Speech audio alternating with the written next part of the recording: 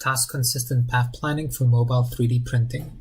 Given a task in the world frame and the mobile manipulator, what is the trajectory of manipulator's base frame such that its end effector can trace the task?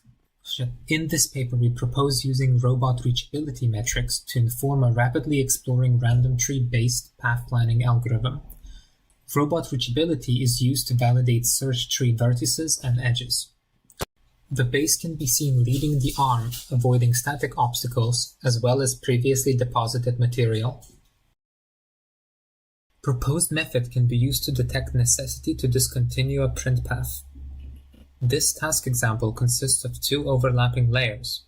The task and environment are constructed in a way for the task not to be feasible without the robot having to relocate.